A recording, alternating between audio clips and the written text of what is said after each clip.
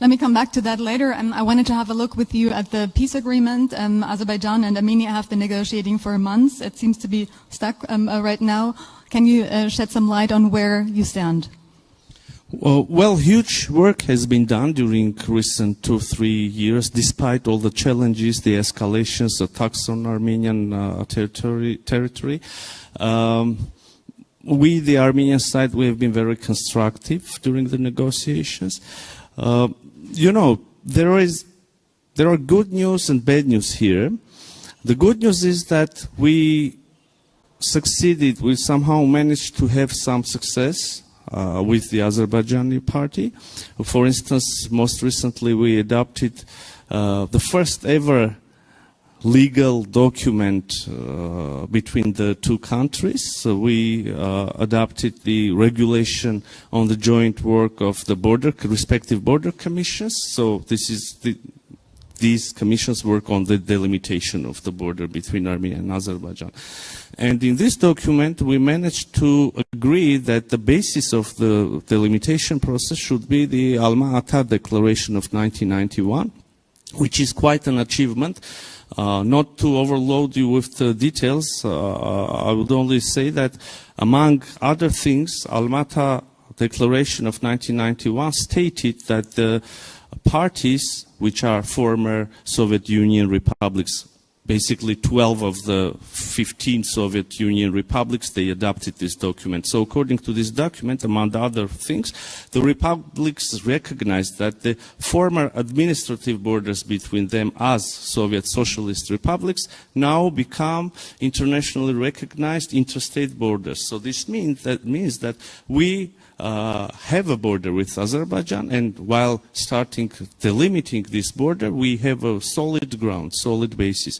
This is quite an achievement. But this was the good news. The bad news is that there are some other topics that we are negotiating around. For instance, the more comprehensive document, the peace treaty. So imagine we have a situation when we have an almost completed, finalized text of peace treaty. There is a draft. But we don't sign it. So the Azerbaijani side is reluctant to sign this peace document, peace agreement. For some reasons, I don't know, for some calculations, they come up with new and new preconditions each time, and we see that they don't want to sign the document. So this time they say that there are more things that could be agreed. We believe that there is no single agreement in the world between any two countries which regulates all the aspects, all the spheres of their relations. Meanwhile, we can sign this, a very serious document to start with, and then continue negotiating over remaining issues. So we don't see this political will from Azerbaijani side. So in November, Baku will host the COP27, the climate conference. Do you think this could be a driver in accelerating the peace process? I hope so. I hope so, because if you remember, we supported Azerbaijani candidacy for having this COP29 event in Baku. And indeed, I really believe that there is a momentum, there is a real opportunity to close the page of conflict in our region, at least between Armenia and Azerbaijan, and open a new page of era of peace and cooperation. Why not? There, in our corner of the planet. But yeah, the reality is something else. So many Armenians are still worried about possible threats coming from Azerbaijan. How can you instill a sense of confidence in them that there will be a sustainable peace?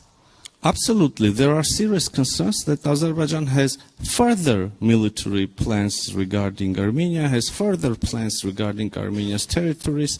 I can bring an example. Nowadays, Azerbaijani side uses the narrative of Western Azerbaijan, which, basically coincides with almost the whole territory of the Republic of Armenia. They assure us that this is not a territorial claim, but unfortunately the impression is completely different. So you ask how we can, or me as a minister or my government can give confidence. unfortunately, I cannot give a confidence, but because I am not confident about the peaceful plans of Azerbaijan. Well, I would say that's a bad point of start for peace negotiations, but let's hope that there will be progress. The EU has been sending a monitoring mission to monitor the border on the Armenian side. What difference has this made? EU sent a monitoring mission, and interestingly, Azerbaijan did not agree to have the same mission on their side of the border. So this mission monitors the situation only from the Armenian side of the border. And we should confess that since its deployment, there hasn't been any major escalation. So it works, it really works, and we highly appreciate this effort of the European Union. And by the way, speaking about the European Union, if you don't mind, this is not the only tool that now is used to strengthen Armenia's resilience, be it economic resilience, be it, political resilience, or to ensure somehow stability in the region.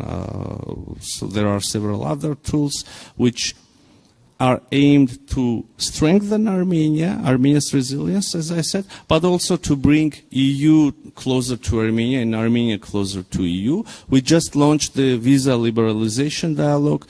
We just got the support of the European Union under European Peace Facility, which is, almost an unbelievable thing, having in mind, considering the fact that Armenia is still a formal member of the CSTO. Mm-hmm. And some other things. We now work over a new comprehensive document, which is entitled a New Partnership Agenda. So more is coming. Could Armenia fathom... Many things are happening between Armenia and EU. Yeah. Okay. Could Armenia fathom leaving the CSTO? We have frozen our membership. Mm-hmm. And we don't have any intention to return to those relations that existed before these incidents. Mm-hmm.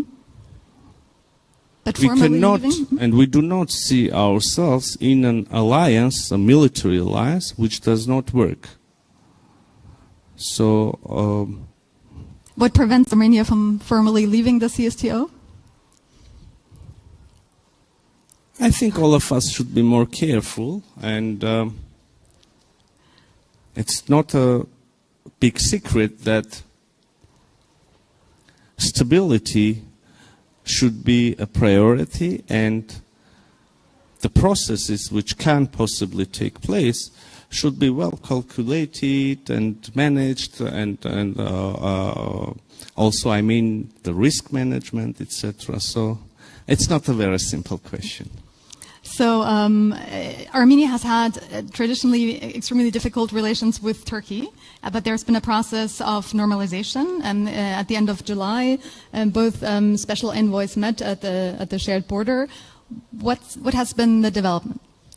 Yes, special envoys met, but also there are regular meetings and phone conversations between foreign ministers. Also, the president of Turkey and prime minister of Armenia meet from time to time. The last meeting between them took place just a few days ago in New York on the margins of UN General Assembly a week. And, the overall atmosphere is quite positive. We have agreed that, and this agreement was reached months ago, or more than a year ago, we have agreed that there is no precondition, neither by the Turkish side nor by the Armenian side. We have agreed that the outcome of this process should be the full normalization of relations between Armenia and Turkey. We have agreed that as a first serious step, diplomatic relations should be established between the two countries, but also the border, which has been closed for more than 3 decades, should be open for at least third country citizens and also Armenian and Turkish nationals, so citizens who have diplomatic passports. But we see that this does not happen on the ground. The border is still closed there, and there are no diplomatic relations.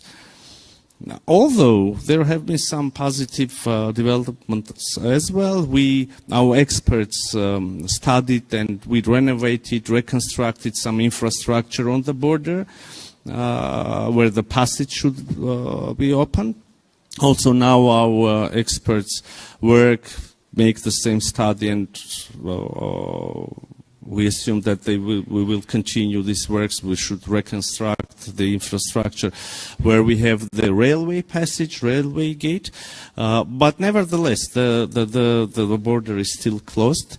And interestingly, in the context of Armenian-Turkish dialogue, there is no problem of Armenian-Turkish nature. The only problem is, and our Turkish colleagues say this, the only problem is the non-finalized normalization between Armenia and Azerbaijan. So the Turkish counterparts think that we can finalize Armenian-Turkish normalization only after Armenian-Azerbaijani normalization, while we in Armenia think that in the contrary, if we have an achievement in the context of Armenian-Turkish normalization, that would have positive impact on Armenian-Azerbaijani normalization. So unfortunately, we're almost at the end of our discussion. Why don't you wrap us off by telling us a little bit how Armenia sees its path towards the EU? Your government has made it very clear that it wants to get closer to the EU. What path do you see?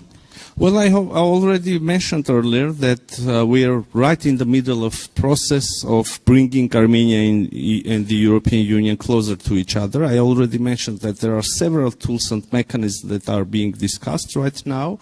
We have already had some serious achievements, and some more are being discussed right now. What I can add to this is that many in Armenia now more and more loudly speak about Armenia's membership in the European Union.